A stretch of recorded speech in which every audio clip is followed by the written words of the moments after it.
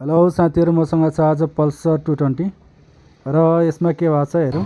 पहिला यसलाई स्टार्ट गरौँ।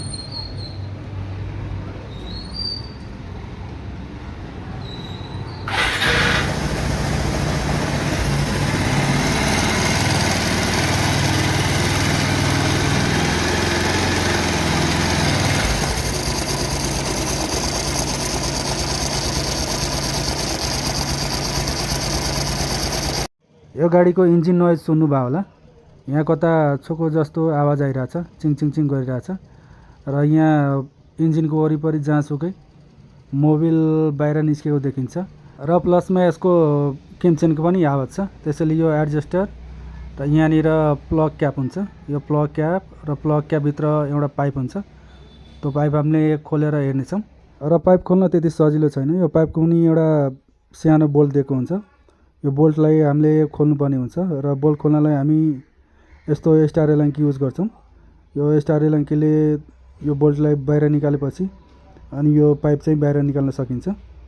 अब यो प्लग क्याप मैले झिकेँ। अब यसलाई चेक गरौँ। यहाँ अलिअलि मोबिल देखिरहेछ। पक्कै यो पाइप फुटेको हुनुपर्छ। पाइप फुट्यो भने अनि बल्ल यो पाइपभित्र मोबिल आउने हो, नभए त्यो हतपति मोबिल आउँदैन यो पाइपमा। यो आयो हाम्रो पाइप।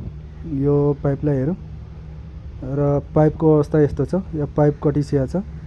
यो पाइप किन कट्या छ त्यो कारण हामीले खोज्नेछौँ र यहाँनिर औँला हालेर हेरौँ। यहाँनिर यसको टाइमिङ चेन हुन्छ यहाँभित्र र प्लग हुन्छ। प्लगलाई बाहिर निकालौँ र प्लगको अवस्था पनि खराब छ।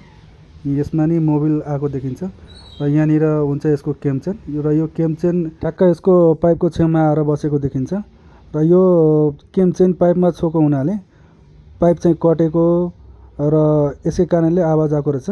त्यसैले यो कटेको पाइप हामीले चेन्ज गर्नुपर्ने हुन्छ, अन्यथा यसमा फेरि मोबिल आएर बस्छ र प्लग चाहिँ खराब हुनसक्छ र सँगसँगै यसको केमचेन पनि चेन्ज गर्नुपर्ने हुन्छ। त्यसको लागि पहिला यो एडजस्टर खोलेर हेरौँ। यो एडजस्टरमा पक्कै पनि कसैले जुगाड लगाएको हुनुपर्छ र यहाँनिर यसको 10 को बोल्ट हुन्छ र छेउछाउमा दुईवटा 8 को बोल्ट हुन्छ। दुईटै बोल्ट निकालेपछि अनि एडजस्टर बाहिर निस्किन्छ। यो एडजस्टर आयो बाहिर र मैले भने जस्तै यसमा जुगाड लगाएको रहेछ। यो जुगाड लगाएको हुनाले यो केमचेन लुज केमचेन चाहिँ गएर अनि पाइपमा छोएको रहेछ। अनि पाइपमा छोएको हुनाले पाइप पनि कटेको र इन्जिनबाट नोइज पनि आएको रहेछ।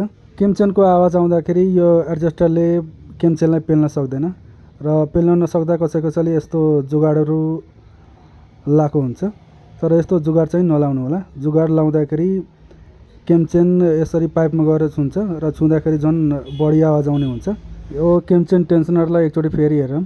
यो लगभग यसको होलसम्मै पुग्दो रहेछ र यसको छेउमा फेरि केमचेन हुन्छ र केमचेनको छेउमा यो पाइप हुन्छ र यसरी केमचेन लुज हुँदा यसरी हामीले जुगाड लगायो भने पाइप कट्न सक्छ।